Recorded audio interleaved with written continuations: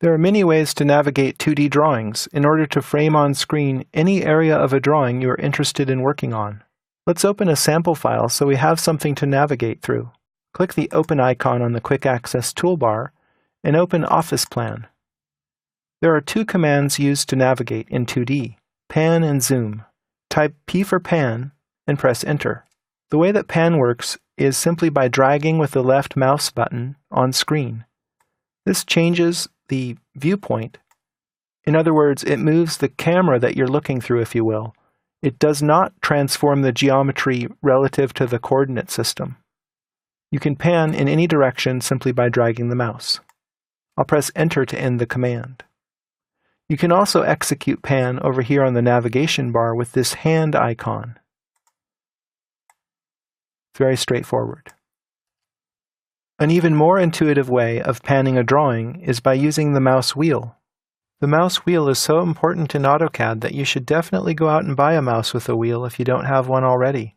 It is worth a small investment in your increased productivity. Click and hold the mouse wheel, and then drag to pan the drawing.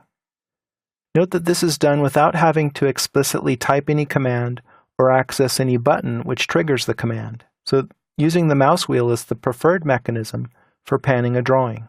You can also pan a drawing using the scroll bars, but this is very slow and not very efficient. So many users like to hide the scroll bars in order to reclaim these little strips along the edges of the drawing window. It gives you a little bit more room for your drawing. So let's do that. Go up to the Application menu and click the Options button. And on the Display tab, deselect this first option, Display Scroll Bars in Drawing Window, and click OK. The scroll bars disappear and we got a little bit of more room over here on the right edge. But the tabs down here are still taking up some room on the lower edge. We can also hide these tabs. Right-click on the Model tab and choose Hide Layout and Model tabs. And you get a new button down here that says Model. Adjacent to that, there's a Layout 1 button. So this is an alternative interface to those tabs, which are the older interface. So this is the more modern one, and the tabs are a legacy interface. So we've reclaimed some screen real estate for our drawing window. The other command for 2D navigation is Zoom. Type Z for Zoom and press Enter. Zoom has many options, as you can see here.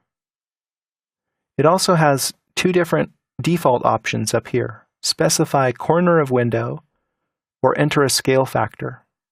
Let's try the window method first. That works by clicking two opposite corners of a rectangle. You zoom in according to how large you make the rectangle. If I want to zoom into this particular sink, I can type Z Enter and then click 2 points right around that sink and I'll zoom in there.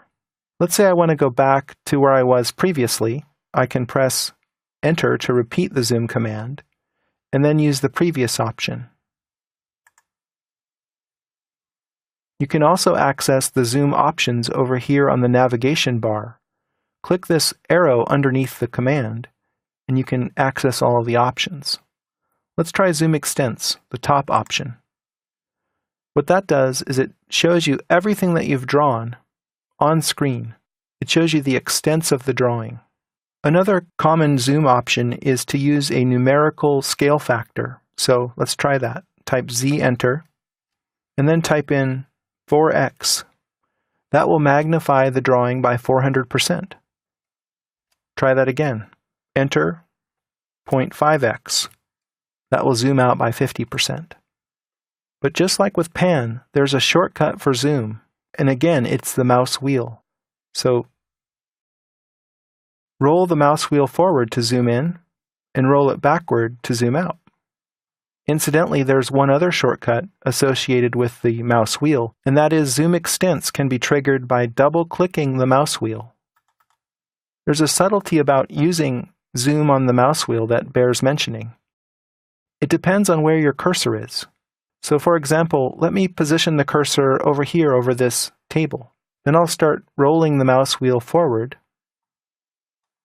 And you'll see that I zoom into that area. I'll double-click the mouse wheel to zoom extents, and I'll move the mouse over here and start rolling the wheel forward, and I can zoom into that area.